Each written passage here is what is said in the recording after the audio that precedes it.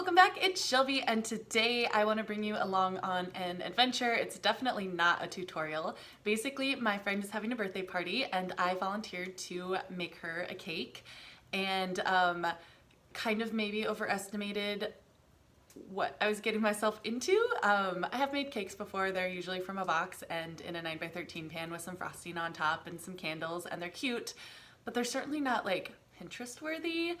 And so I told her I'd make her a cute cake and decorate it, and she got really excited, which is awesome, and was telling me all these ideas that she wanted for it. And then it, came up that like I can't decorate cakes, but I was like, oh, don't worry, I can Pinterest, like no problem, right? And I did tell her to keep her expectations low, but yeah, basically I went to the store, I got a whole bunch of cake making supplies, and I'm going to attempt to make like an actual legitimate beautiful cake, like a tiered one, not just like in a pan with frosting on top, like an actual like multi-layer cake with pearls and decorations and just like sparkly and beautiful. So she wanted a chocolate cake, so it's chocolate cake. And I decided to go with hazelnut as like my complimentary flavor because, obviously. And then I have what I think is a really brilliant idea. Instead of frosting, because frosting from a jar is sometimes like, I don't know, not super the best. Like it's fine and I use it all the time, but I got Nutella because I was like, oh my God, that's gonna be amazing, right? So I'm just gonna like whip Nutella so that it's like a little bit less dense and use that as my frosting in between layers. But she also doesn't want like a super dark cake. She wants like a pale pink or gold or white cake. And I'm like, you want chocolate? Like, what am I gonna do? So I think I figured out a way to like make it white. I mean, okay, obviously I could frost it white, but I'm not going to because like, again, I'm trying to get away from that frosting and I want it to be like smooth and super chic the way that you see it on Pinterest. I probably should just frost it, but I'm not going to. I think I found another way. I'm gonna like melt a thin layer of like white chocolate over the top and make it like super pretty, and then put like candy on top and just make it awesome. So that's the plan. In my mind, I'm not sure it's gonna work. I am definitely like the farthest thing ever from a cake decorator. So please keep that in mind when you're watching this. This is just for fun, for a friend. Probably not the way you should do it at home. I'm guessing it's still gonna taste good because it's a lot of chocolate and it's hard to mess up a box cake.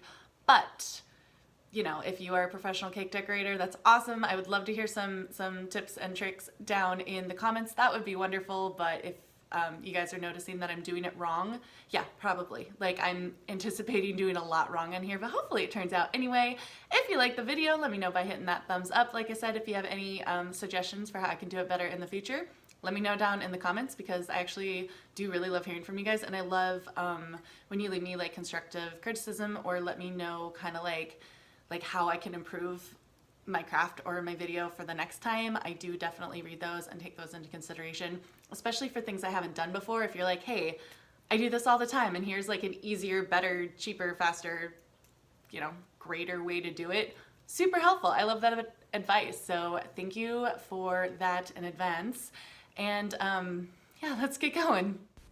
So I decided to make box cakes because, why not? And I read on Pinterest that a way to make them taste super yummy is to add an extra egg, swap out the water for milk and the oil for butter. But this was like the ultra rich creamy kind, and it already asked for another egg over traditional boxes that were in the aisle. So I figured that it had like already accounted for the egg. So I did swap out the milk and butter for the water and oil, and then otherwise just made it according to the directions on the back of the box. I baked it in my 2 pans, and I wanted a multi-layer cake, so I ended up making 4 total, and 2 boxes of cake gave me 4 of those round pans of cakes to work with. I thought it would be better to decorate the cake on the actual tray that I was using. Since it's going to be a big cake and transferring it later will be difficult, so I just put down 2 halves of wax paper, the idea being that I can just pull them out from underneath when I'm done.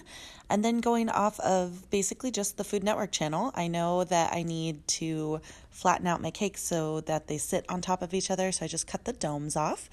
And then I got ready to frost them. And like I said before, I didn't use traditional frosting. I'm using Nutella. So I just pulled some out. I wasn't sure how much I would need, so I just did it in batches and beat it with an egg beater until it like got a little bit easier to move in there, got a little bit bigger, lighter color, and then just put that on each layer of my cake and put the additional layer of cake on top of that. Like I said, I didn't do just like one batch of Nutella, which I probably could have, but I honestly thought it would use way less than it would. I bought a big jar and ended up using basically all of it. But yeah, basically just kind of gluing the little layers of cake together with the Nutella frosting until I have a 4-layer cake that's basically holding itself up. Lastly, I wanted to put a thin layer of Nutella across all surfaces of the exposed cake. I think this is called a crumb coat or a crumb layer or something.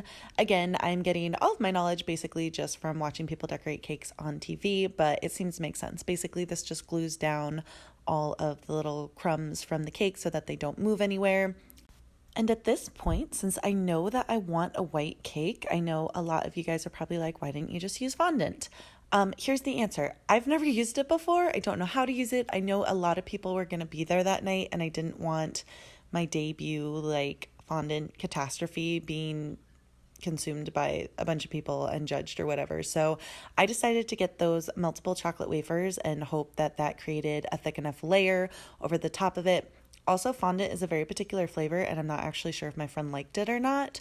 So, yes, I probably should have, since I wanted a smooth white cake, used fondant, but I didn't. So instead, I just used those multiple chocolate wafers and hoped for the best. And it became pretty apparent that I was not going to get the smooth melted white layer that I had in my head. I'm not quite sure why, but I really thought that I would just melt them and pour them over the top, and it would just like run down seamlessly and no chocolate would show through and it would be beautiful. And it kind of worked, but instead a lot of the Nutella showed through and it kind of created this like almost rustic look instead, which actually was kind of pretty, but not actually what I was going for. So I decided that until I could figure out what to do, I was just going to continue my decorating. So for the top of the cake, I had gotten lint truffles and I just unwrapped them and used the extra Nutella to kind of stick them on the top of the cake. I didn't want them going anywhere. And looking at it, like, that is not what I want the cake to look like. And I'm out of frosting, out of options. So I decided to make some icing, so just powdered sugar, milk, a little bit of vanilla extract, whip that up. And I'm just basically hoping that it disguises the catastrophe that is this cake right now. Like, this isn't super glam. It's a little bit more rustic than I'm looking for. So basically, I'm just in fix-it mode because I've got very little time before this party and I need this to work. So yeah, necessity breeds creativity, right? So basically, we are just putting on the icing and hoping for a little bit extra coverage on the cake to make it white. After the icing went on, I put on my little pearl beads. I knew I wanted these on top just to give it a little bit of sparkle, and my friend had specifically requested like a little bit of shiny. The icing also helped with that because the white chocolate layer that I put on, kind of dried and hardened, and you can't really stick anything to that. So the icing helped with the little beads. And then what I did is I took the last 4 of the Lindt chocolate truffles and melted them in the microwave and just decided to do drippy droppy splatters all over the cake because it's just like not what I'm looking for. So I figured we'll make it look intentional. So it's a little bit white and chocolate looking rustic. So we're just going to add more drops and make it look super intentional, and actually really love the way that turned out. Time to remove the wax paper and see what we end up with. Oh my God, you guys, I cannot believe I pulled this off. This is actually legitimately a beautiful cake. Like, this is a beautiful cake. Let's see if I can like do this without flipping it over. I'm gonna be so sad if I drop this. So this is the cake. This is how it turned out. I will put some close-ups up at the end. I am not tipping it over so you can see, but I will spin it around. I'm gonna be honest, this is not what I had in mind. The little balls on top and the pearls are. I kind of thought this would all be smooth white, kind of like if you use fondant. I don't know how to use fondant. That's why I didn't use it. I don't even know if I like it or if the birthday girl likes it. I know it's like a unique flavor, so I hadn't done that. The chocolate drippy droppies, I had kind of been thinking of doing, like, how they do the sundae, ice cream sundae version ones on Pinterest, but I couldn't quite figure out how to do that. But honestly, I think that's what saved this cake because it was looking a little haphazard before, if we're being polite. But now with the drippy droppies, like, it looks intentional. which is awesome. Like that is what I want, for it to look, you know, beautiful, but like kind of intentionally haphazard. So now I'm actually really, really impressed with this. I'm proud to present this to her. I think she's gonna love it. I'm super excited with the fact that it's pretty sturdy. Like I can move it and it's not really wobbling or anything. The layers of cake are staying on top of each other. They're not really moving around. So yeah, I'm like, I can't even tell you how impressed I am with myself right now because I've never attempted a cake like this before.